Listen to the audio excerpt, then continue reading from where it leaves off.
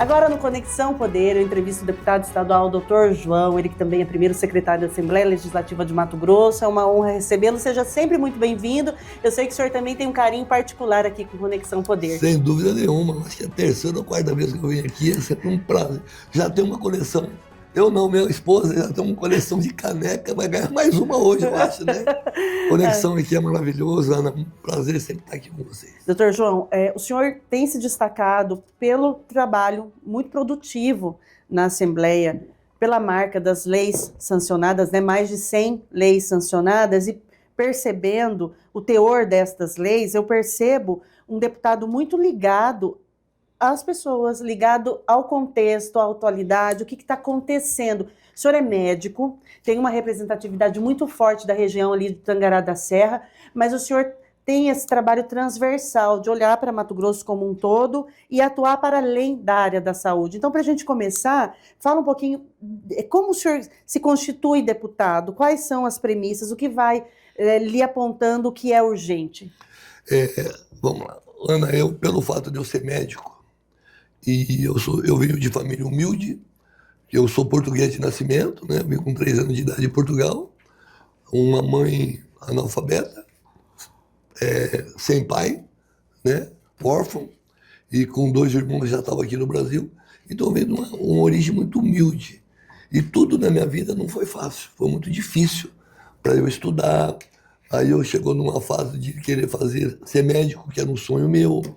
Aí na minha época no interior de São Paulo tinha mais dificuldade para estudar. Aí você vai para São Paulo, né? Vai trabalhar, eu trabalhava de dia, né? E estudava. Então tudo é dificuldade. Você vai fazer faculdade, é muito difícil a nossa vida. E aí você se forma com dificuldade, sempre trabalhando pelo SUS, porque a minha especialidade é essencialmente o SUS, né? Então, e você olhando o meu coração, o meu jeito de ser como médico e a minha especialidade, que é nefrologia, que eu mexo com doente crônico, aquele doente que vai 3 vezes por semana na clínica, fica 4 horas lá, e muitas vezes a mulher de 40 anos, 50 anos, ela é abandonada porque ela faz hemodiálise, ou o marido é abandonado, e ali se torna uma grande família do corpo médico, da enfermagem, da assistência social, de todos ali envolvidos, faz uma grande família. Então você começa a ver, analisar o perfil das pessoas, o ser humano como um todo, né? Aí você sai dali, você chega na tua casa, você vê um filho reclamando de alguma coisa, você vai ver uma crítica em outra situação, e você começa a analisar. Você tem um conceito da vida muito diferente, sabe? Eu, particularmente, eu sou um cara que eu valorizo muito a vida, muitas pessoas que estão em volta. Então, por isso que eu levei isso para a política. No começo, eu senti, como é que foi? Não foi fácil, porque eu, como médico, eu queria resolver tudo. Não, calma, mas mesmo assim... Foi disso, dessa indignação, essa missão de resolver, que o senhor foi para a política? Sim, mas o principal, eu tinha não é dom, eu tinha essa vontade, mas foi por causa de um filho meu. Eu tinha um filho que era médico, e era muito semelhante em tudo que eu tinha, igual a minha pessoa, a minha personalidade. Também era médico do SUS. Ele tinha um filho que ele não vivia com a mãe do filho dele, ele que morava no interior de São Paulo, ele morava aqui, ele começou a trabalhar em Nova Marilândia, que vão fazer até um posto de saúde agora, vão pôr o nome dele, ficar sabendo esses dias. Foi o primeiro emprego público dele, aí depois veio para Tangará, ele de 7 dias, ele dava 5 plantões noturnos, para juntar dinheiro para futuramente o filho dele, né? Então é uma coisa muito boa. E ele pedia muito para eu ser candidato. A deputada, não, vereador, não, deputado, não. Pai. E eu falava que não. Aí um dia esse menino, ele teve um infarto fulminante. Com quantos anos? 35, 36 anos. Um baque violento. Eu olhei ali naquele caixão dele ali, olhei para ele e falei, bom, eu vou realizar o teu sonho, que você queria. E eu fui conversar com um amigo meu, um ex-prefeito, em Guarantã do Norte, que eu estava na casa de um grande amigo meu lá, um cardiologista muito amigo meu, e ele tinha sido político, prefeito lá em Guarantã. Eu falei para ele, ó, foi a primeira vez que eu falei, eu quero ser candidato a deputado. Ele falou assim, você é médico do SUS, você não tem dinheiro, tem? Eu falei, não, para bancar uma campanha não tenho.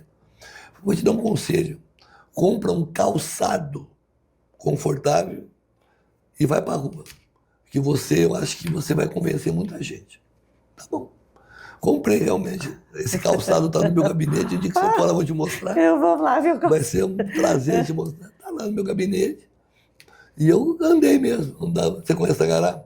Conheço.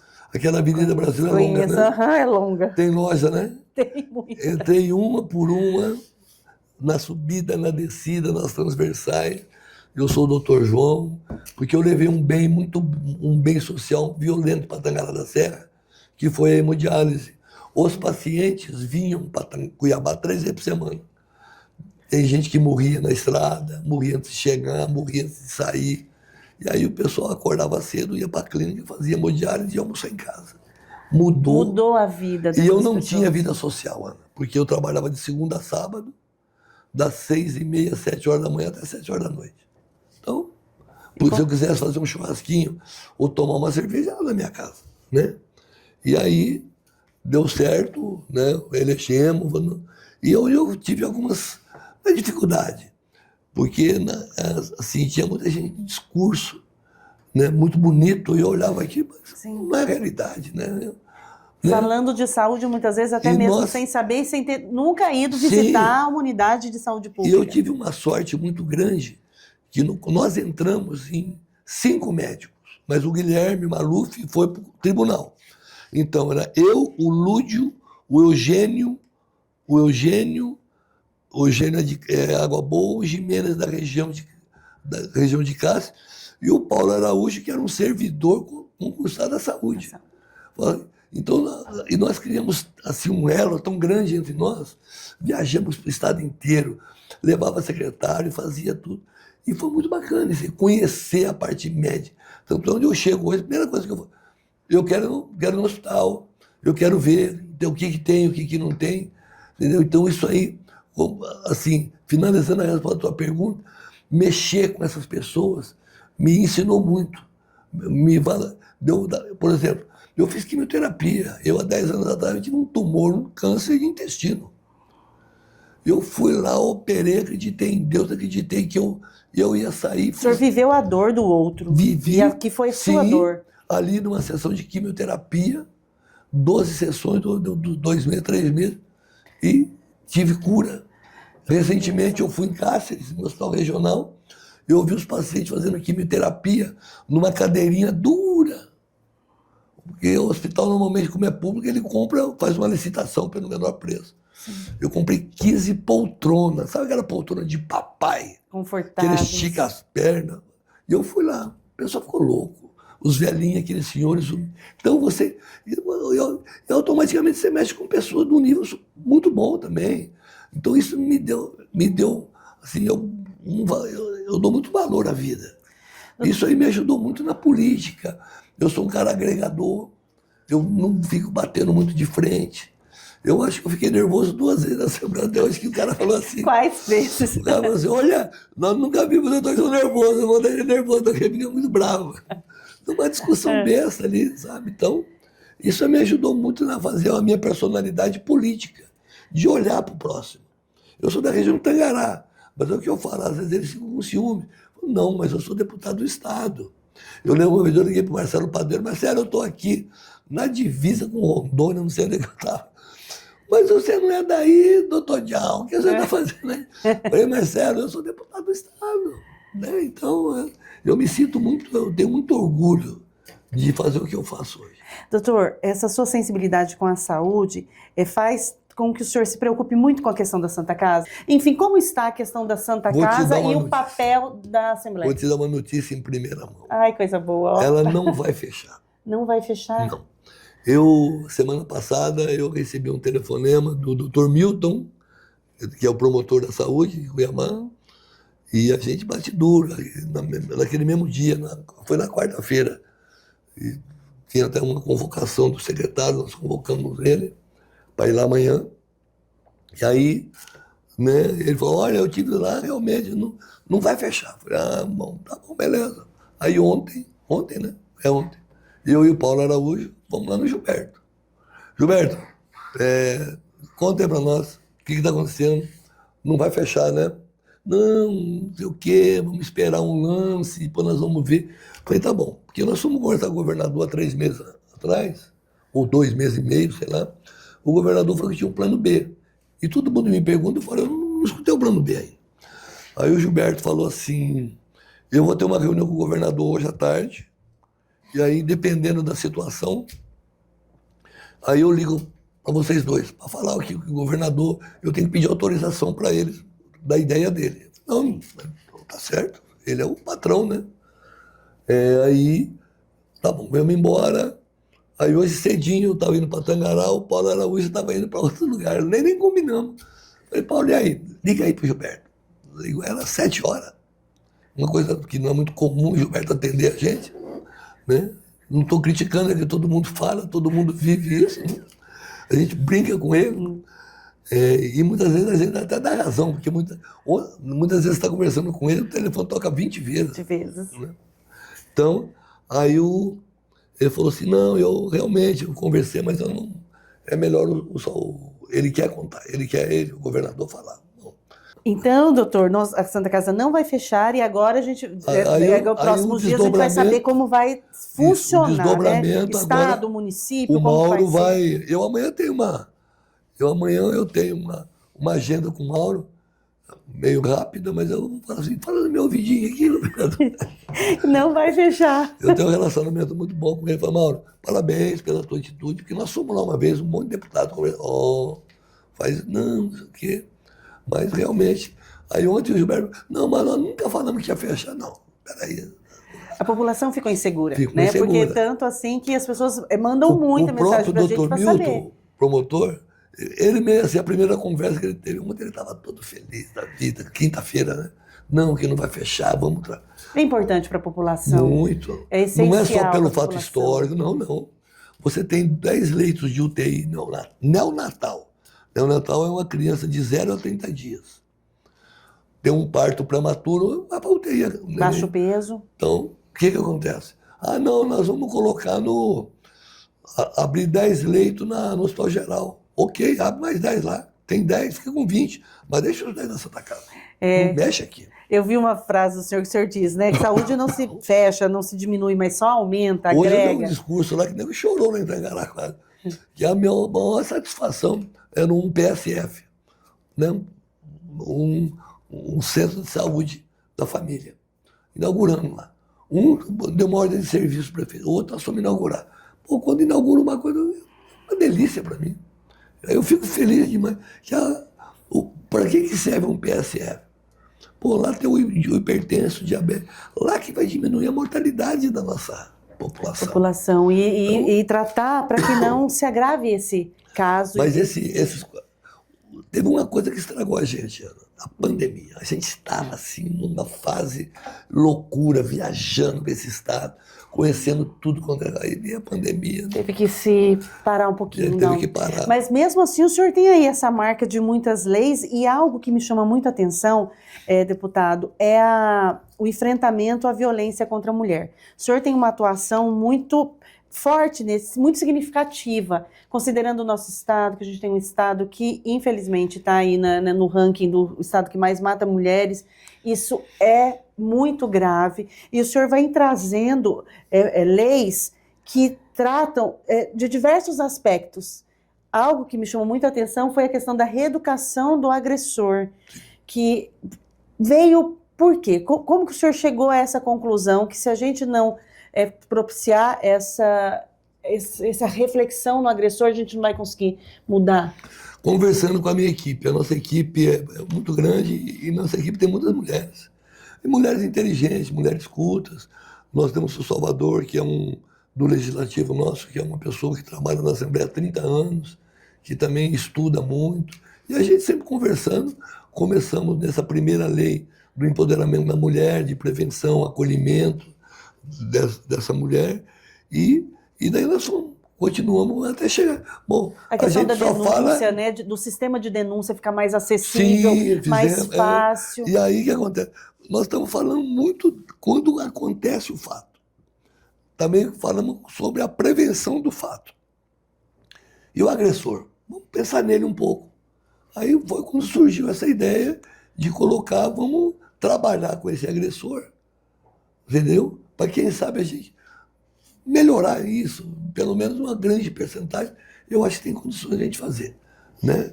Porque eu acho que todo mundo tem um pouco de humanismo no coração, aí eu acho que tem condições, existe tratamento, existe forma de você fazer através da religião, através de uma série de fatores, medicamento, através de uma série de fatores. Aí nós pensamos na pessoa, também no agressor, e eu acho que Tentar mudar, vai né, ser as legal atitudes. isso E stalking também está no seu aí. radar. Stalking é outro. Na minha opinião, o stalking talvez é o início. É quando você tem a primeira observação, você está lá, você está sendo seguido, aparece ali, você está lá, onde você vai estar ali. Talvez é onde você esteja o primeiro sinal que pode acontecer alguma coisa com você, é o stalking. Primeiro sinal, na minha opinião, o stalking é muito importante. Tanto para colocar placas, faixas em instituições públicas, explicando, mostrando o stalking para as mulheres, para tomar cuidado, porque tanta coincidência. Isso é um começo. Quando ele começa a passar em frente à casa da mulher. Exatamente. Esses são nesses sinais que a gente consegue evitar a tragédia. Sim.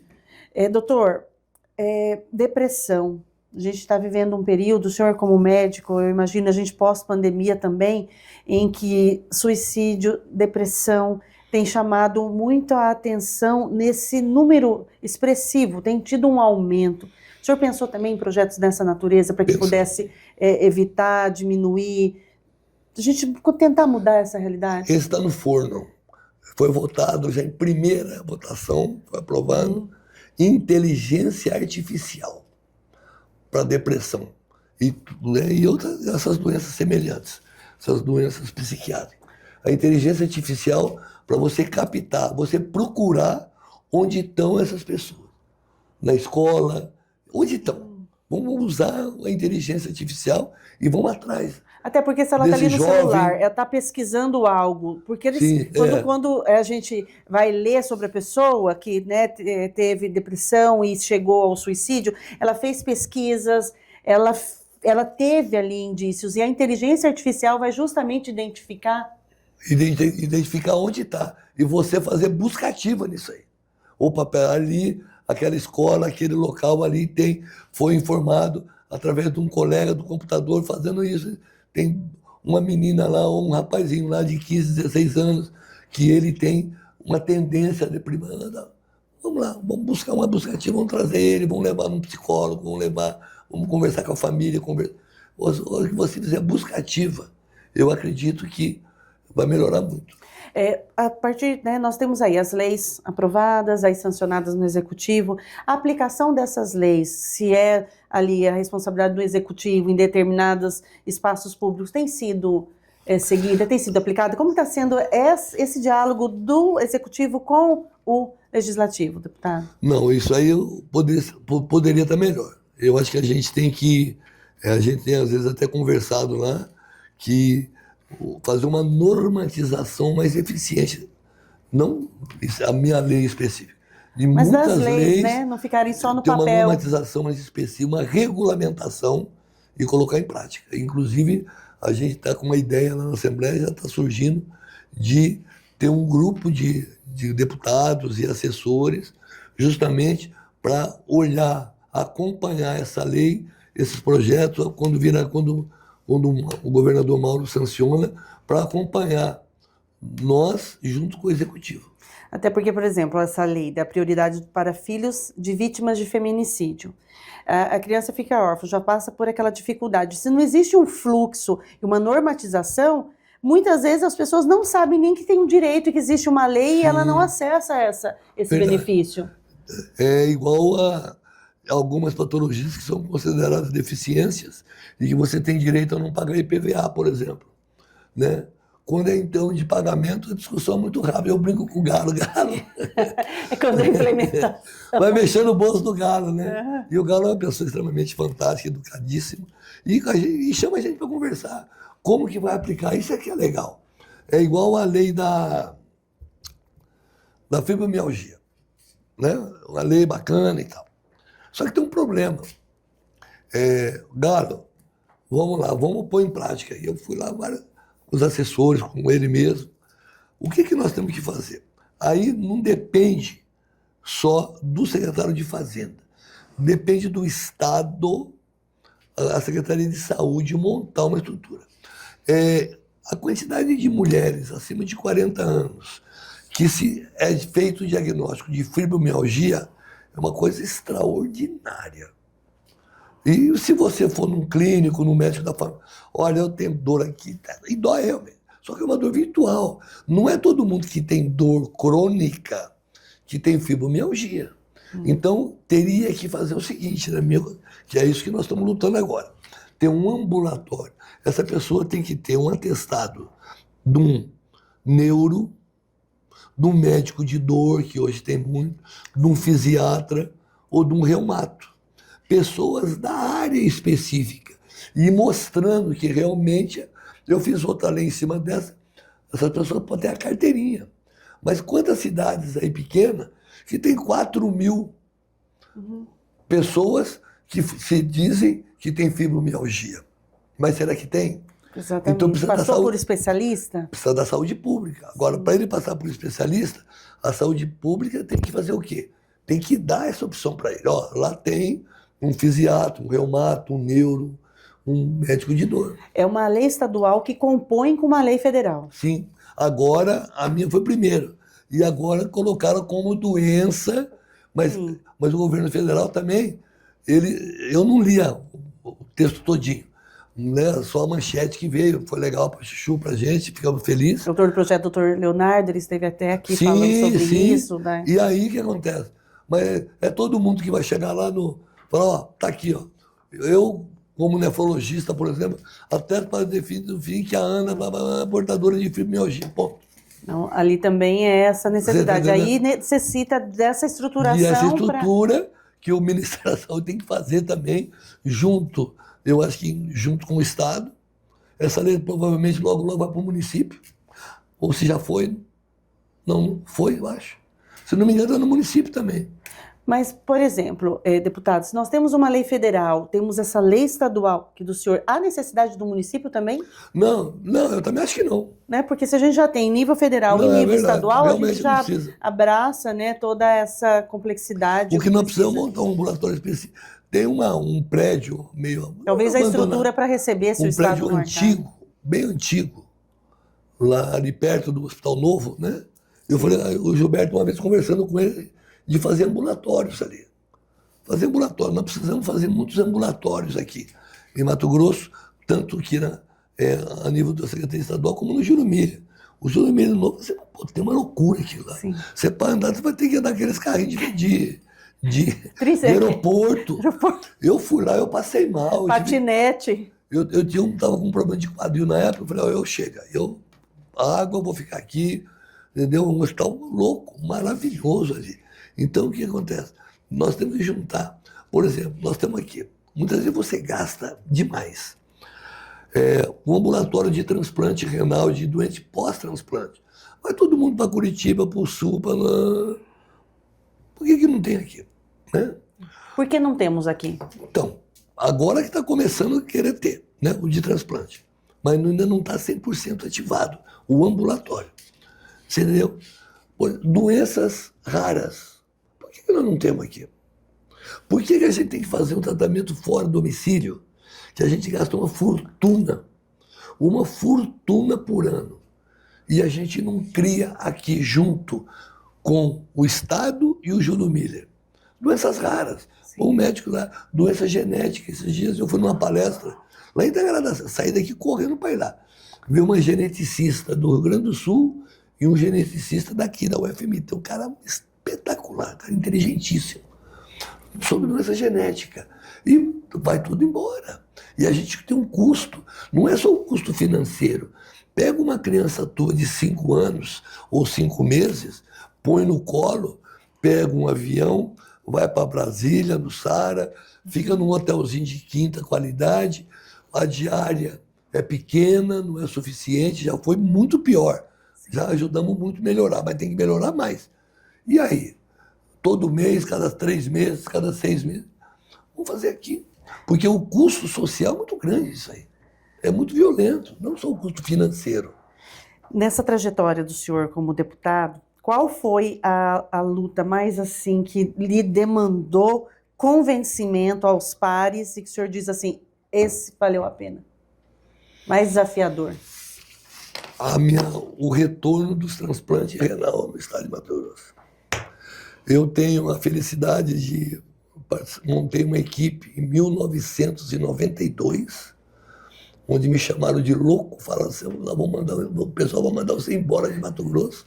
Fizemos o primeiro transplante renal, depois fomos fazendo devagarinho, até um dia que o Júlio Miller, secretário de Saúde, na época do Dante de Oliveira, fizemos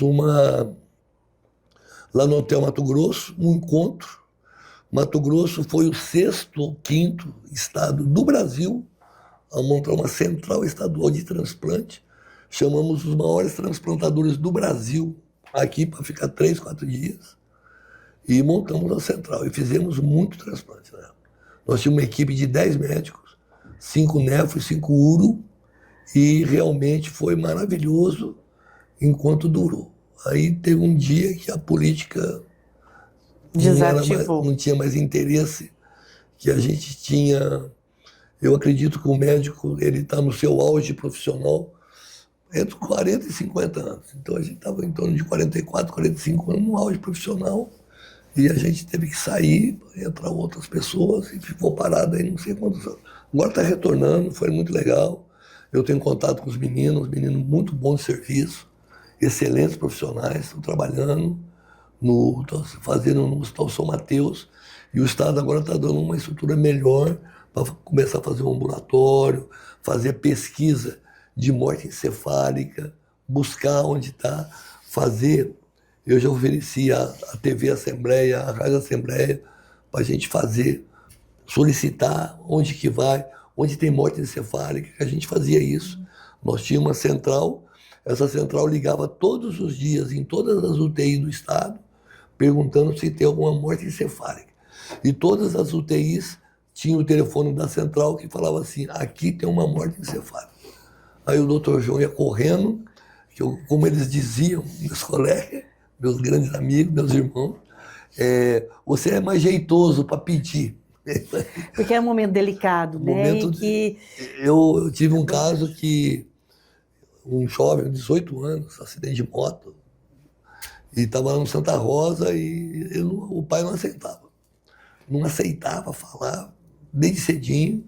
Aí chegou lá às 6 horas da tarde, não, ele aceitou ele assinar, porque você tem que assinar. Falou, não, você não é obrigado a doar. Falou, você não vai doar, não. Então assina aqui para mim. Eu falei para ele, eu represento o Estado aqui e tal. Meu senhor, eu estou aqui, eu não vim aqui no nome do senhor. Eu sou de família humilde, lá do interior de São Paulo. Eu vim aqui para estudar, para fazer, eu aprendi a fazer isso aí. Quer dizer, eu sei a sua situação. Comecei a conversar com ele. A hora que eu falei que era do interior de São Paulo, ele falou, que lugar? Eu falei, tal lugar. Ele falou, mas peraí. Eu tenho um cunhado meu que é casado, eu sei que no fundo era meio parente do meu irmão. Aí eu não morri. E foi uma situação legal que depois ele, aos sábados, muitos sábados, o paciente que recebeu, um deles que recebeu o rim do filho, eles se encontravam, almoçavam juntos. Nossa. Uma situação bacana. Sim, sim. Então nós precisamos reativar essa doação, explicar para a população o que é morte encefálica. Porque a hora que você fala, negócio que você vai chegar lá no velório, arrancar os 2 rins do cara e vai transplantar. E o que é morte encefálica, doutor? Oi? Explica para quem está nos assistindo. Então a morte encefálica é quando o cérebro morre. Não tem jeito mais. O cérebro morreu, não tem circulação, não tem circulação cerebral. Acabou, parou. Então, aí você faz exames para isso. Você faz uma arteriografia, a família pode acompanhar um médico da família, você faz primeiro exames clínicos. Você faz o exame clínico agora, fala, tem hemorroida. Daqui tantas horas, 6 horas, você faz outro, depois você faz outro até confirmar. Aí você faz essa arteriografia, vê, não tem circulação cerebral. O radiologista assina que tem morte encefálica. Aí o coração já está batendo devagar. Essa pessoa, o coração vai parar de bater em 2 dias, 1 dia, dependendo do quadro, do estado dele. Quando é jovem, bate um pouco mais. E aí você vai fazer o quê? Enquanto que você vai tirar o rim. Na hora que você tira o rim, o coração, aí para tudo, né? A pressão, porque você tem que manter esse doente com uma pressão arterial estável, senão o rim, ele já vem, o rim já vem doente, com insuficiência renal. Então você tem que tirar esse rim, você põe ele numa situação, num lugar especial, um líquido especial, igual você vê nos filmes. Sim. Tudo que você viu no filme a gente fazia aqui. Nossa, e hoje as pessoas estão mais abertas pela sua assim, Eu experiência, acredito, acompanhamento, sim, estão mais abertas a gente vê muita coisa, Eu a sou gente vê muita coisa na televisão. Mas fazer campanhas educativas, mostrar. Eu, na época, eu ia em escola. Aquele colégio Notre Dame, eu fui dar uma palestra lá para o 3º colegial, para o 2º colegial. Era 9h30 da manhã, a aula ia até às 11h30.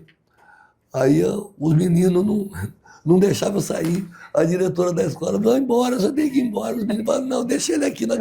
Porque no começo você não faz pergunta. Aí você deixa eles à vontade, pergunta. Tudo é importante. Tudo é importante. Vocês não são especialistas. Aí começou, como eu saí de lá, era quase 1h da tarde. Não. Foi a coisa mais linda do mundo. Maravilha. Então você tem que fazer isso. Eu falei para eles, ó, a televisão, a TV, a TV da Assembleia está aberta, a rádio da Assembleia está aberta. Já está pegando a TV em mais de 40 cidades, municípios. Vamos vir aqui, chegar no Conexão, falar, vamos lá, vamos fazer, Ana, vamos, vai. A imprensa vem correndo, Sim, bem sim. maravilhosa. Doutor, para a gente já encaminhando, né, eu sei da agenda, mas eu quero saber um pouquinho como que está a região de Tangará. Qual ainda é o desafio daquela região? Como que o senhor avalia? Como os gestores estão atuando? Quando eu assumi municípios? como deputado estadual, né, antes, na época, eu lembro que existia o Vale dos Esquecidos, que era o Araguaia, o Vale dos Não Lembrados, o meu amigo pediatra, que não se elegeu lá de Cáceres, e Tangará eu falava que não tinha no mapa de Mato Grosso. Hoje, Tangará, hoje estive lá hoje, inclusive, com o prefeito, obra, um canteiro de obra. Não tinha o hospital, essas cirurgias ortopédicas e cirurgias eletivas, não tinha em Tangará. Hoje tem cirurgia, tem muito. Um hospital municipal muito bom, tem uma UTI no hospital municipal. Nós temos mais 2 grandes hospitais privados em Tangará, que também atendem SUS, somente nas UTIs. Entendeu? Nós temos uma qualidade de saúde na região. Em Arenápolis, nós ajudamos a fazer um hospital municipal muito bacana, onde tem um atendimento de toda aquela região ali. E você vê o que acontece no estado hoje, eu estou percebendo que os gestores se profissionalizaram. Não tem mais aquele político meio chucro, sabe? Enrolação, né? Aquele discurso barato. Não, os caras são técnicos. Eu ando nesse estado, Ana, sério mesmo. O nosso prefeito lá, o Wander, é um cara fantástico.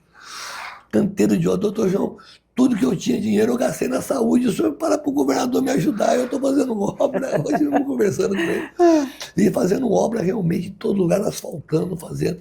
Tem município ali da nossa região que não tem 1 metro para dar de chão, é tudo asfalto. Então, uma região ali fantástica, uma região que melhorou muito. Campo Novo, Sapezal, uma cidade fantástica. Sim, entendeu? Isso também se deve de ter a representatividade, por exemplo, um deputado na Assembleia que seja representativo das regiões de Mato Grosso. É importante que as regiões se organizem para que elas se sintam representadas naquele espaço que está articulando o tempo todo com o Executivo, reforçando a demanda. É por isso que eu sou meio favorável ao voto distrital, até por causa disso, que é muito importante você ter na tua região. Porque o estado é muito grande, um estado de dimensão continental, e você não tem condições de E se você tiver na minha região ali, ó, que sai ali de Barra do Bugre, e você vai até Coniza de Ponã, você passa 30 cidades. E a gente anda tudo isso aí. É a nossa base, a gente tem que ir. Sim. Hoje mesmo, antes de eu vir para cá, eu até trazia um pouco. Estava conversando com o vice-prefeito de Cotriguaçu, esse dia com o prefeito de Juruena. Então, quando for lá, você vai em Cotriguaçu, Juruena, Coniza, Ariponã. Tem que ir em todos esses lugares, conhecer, ver o que tem, né? Na minha região, os colegas ficam meio assim de ir, não, mas você, eu falei, não, vai lá. Não. Eu não tenho, eu tenho 30% dos votos, é bastante voto, é da cidade. Mas o que a gente conversa lá é o seguinte, Tangará é bairrista. Você tem um deputado que ele sempre vai lá e ele ajuda, ok. Mas não chega na véspera da eleição e apareça com uma mala de dinheiro, você vai gastar o dinheiro e não vai ter voto. Então, Tangará é bem, assim, bem específico para isso aí, é bairrista, mas não é só eu. Tem vários deputados aqui de Cuiabá, aqui do estado, que vão em Tangará e tem voto lá. Tem 500, 800 mil votos lá e vai continuar tendo, porque ajuda, vai lá. Tem, por exemplo, tem vereadores lá que apoiam determinado deputado. Hoje mesmo conversando com ele, na boa, o maior respeito. E eu sempre falo assim, aqui o partido nosso chama Tangará. Vamos pensar assim.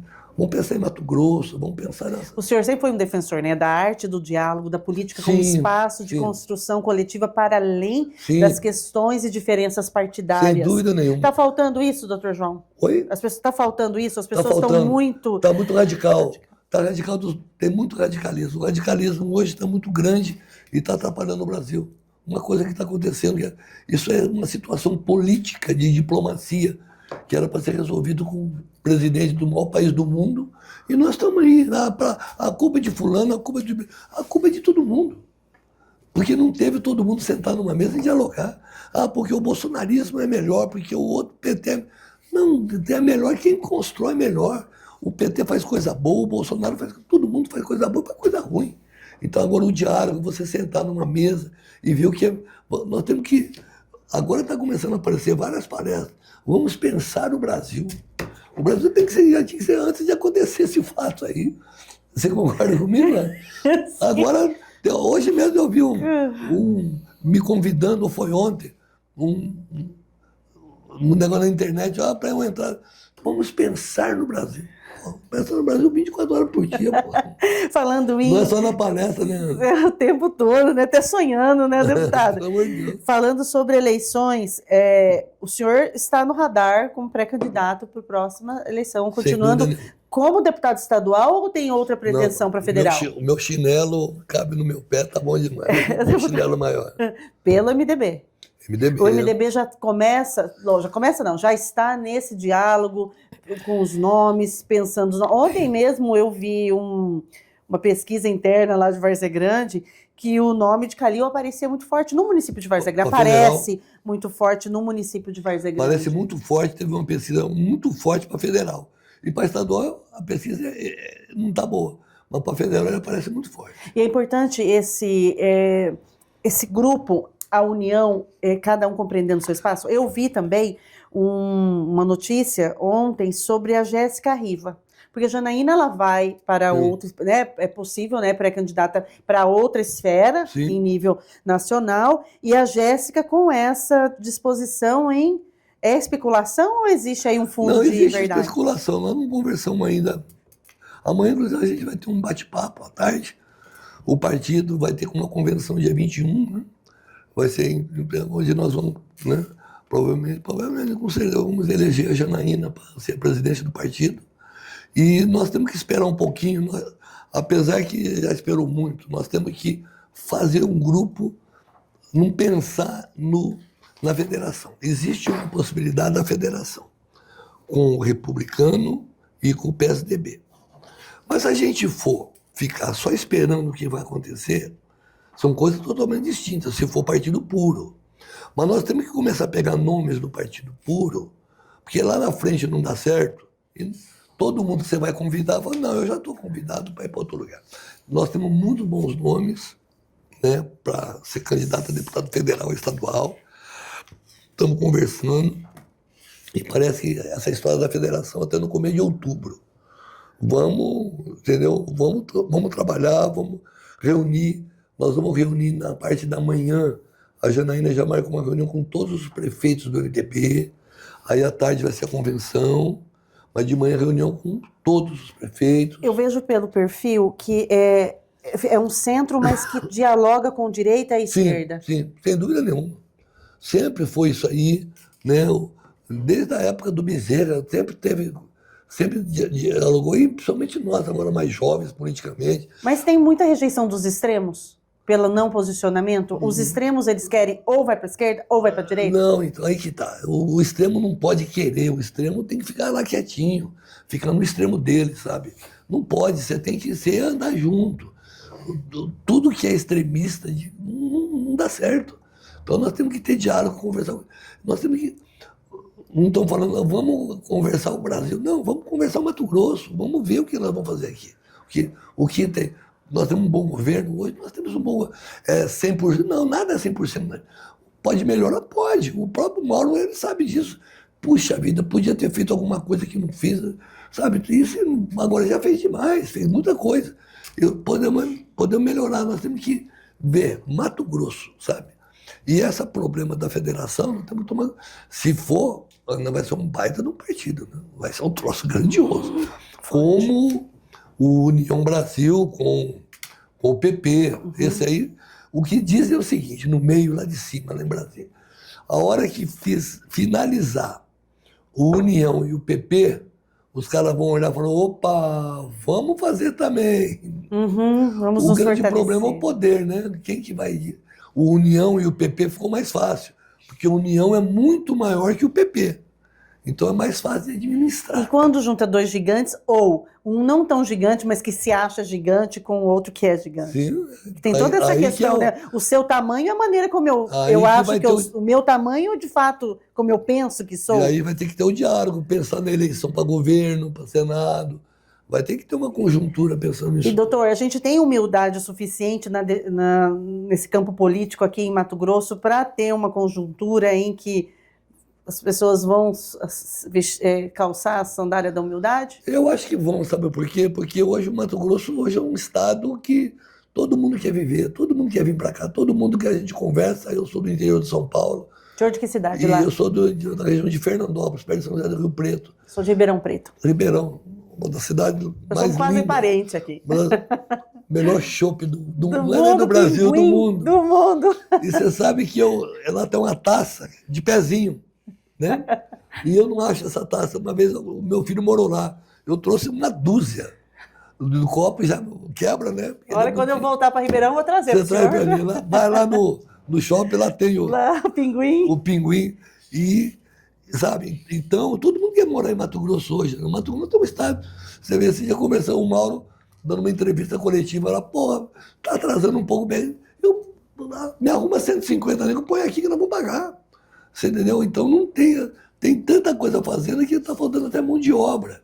Então eu acredito que está na hora de continuar pensar em Mato Grosso. Eu acho que a ideia nossa é essa. Como o senhor avalia Pivetta como provável candidato? O Pivetta, eu falo para ele é um grande técnico extremamente inteligente. Ele tem que ter um pouco mais de habilidade política. Não é só eu, que todo mundo fala e fala para ele fica bravo. Eu sou técnico, mas não adianta, a partir do momento que você tem um voto, ou você vai pedir um voto, você é político. Então, e ele já foi, ele sabe disso, é o jeito dele. Já foi prefeito 3, 4 vezes de Lucas. Agora, um cara muito inteligente. Então, tem ele, tem o outro senador, tem o Jaime. O Jaime, todo mundo falou que não apareceria na pesquisa, apareceu. Então, Mato Grosso está... E Jaime tem, né, essa contribuição com todos os municípios em Mato Grosso. Eu tive a oportunidade de assisti-lo na Assembleia, num discurso que ele disse, ele desafiou os prefeitos, que prefeito aqui, que eu não tenha mandado nem que seja um dinheirinho, fala na minha cara, porque eu mandei dinheirinho para todo mundo. Pode desafiar, é verdade. Então, e assim, onde é que você vai, você encontra ele no final de semana. Então, todo pique ele veio aqui nos dar entrevista. Então a gente tem nomes muito fortes, robustos. Tem o Edson, tem o Pivetta, tem o Jair, e tem outros aí que muita gente fala, a Assembleia briga com o Max, não é o nome. O Max é outro agregador. O Max, ele é uma habilidade também. Ele vai ser um dia governador desse estado, você pode escrever. Ele agrega, um cara muito inteligente, então ele Hoje, talvez agora não sei, mas um dia ele vai ser, porque ele é muito, muito inteligente, ele sabe fazer uma política bem feita. O senhor avalia que a próxima eleição para a Assembleia vai ser acirrada? Difícil? É uma eleição difícil pelos bons nomes que se tem? Sim, vai ser difícil, porque todo mundo, vocês têm muita chance aí. Mas tem chance que está trabalhando muito, mas tem mais chance realmente. Porque vai vir vários ex-prefeitos, vários ex-deputados e pessoas que têm uma base eleitoral muito boa. Então tem que andar, tem que trabalhar. Até porque quando o senhor diz que o senhor percebe nos prefeitos um perfil mais técnico, essas pessoas também começam a olhar para o campo político. Essas pessoas que saíram agora. E saíram agora. Dizem que tem mais de 10. E pessoas e nomes muito bons. Que partido está doidinho pegando eles, entendeu? Então, nomes muito bons. Quer dizer, então vai ser uma eleição muito difícil. E parece, bom, não sabe ainda, né? Se for 27, isso é outra coisa, não aumenta para 30, não, pelo amor de Deus. É muito. Teoricamente, eu podia falar, não, pode pôr 40, que a minha chance de eleger é maior, né? Quanto mais vaga de. Não, mas vamos lá, vai ter um federal, tudo bem, põe 3, tá bom demais, não precisa. Não tem nem espaço lá. Não tem. Esse dia eu estava conversando com o Max, ontem mesmo, tá toda segunda a gente faz uma reunião, né? Ô Max, vou entregar o ano que vem, né? Nós fizemos aqui, esse projeto aqui é para 27, né? E se for tempo, eu não sei o que nós vamos fazer, vamos ficar assim. Sem cadeira. Sem cadeira aí, vamos dar bom, pessoal. Deputado, eu quero agradecer demais a sua presença aqui, dizer que a câmera está aberta para algo que é importante o senhor ponderar, que eu não tenha me perguntado, porque eu ficaria mais horas, porque a gente tem muita coisa para falar, mas uma entrevista, viu, Wesley, não dá conta. Então, daqui uns meses, o deputado volta novamente aqui no Conexão. Aqui não é uma entrevista, aqui é um bate-papo. Parece que a gente está aqui sentado, final de tarde, fazendo... Agora não pode, mas se for 6 horas, tomar um chopp. Do Pinguim. Na Vila de Ribeirão Preto. Você vai lembrando do Pinguim. Mas foi maravilhoso, estou à disposição de vocês. Eu fui para Tangará, você falou assim, mas e aí, você vai confirmar? Pode confirmar, estarei lá. Se eu for vir direto, mas vamos lá. É um prazer estar aqui sempre. Mais um para a coleção da sua esposa. Dona Keila, para a senhora, ganhou mais um. Eu agradeço a sua audiência e agradeço especialmente a presença do Dr. João. Obrigado. Conexão de hoje fica por aqui. Até a próxima.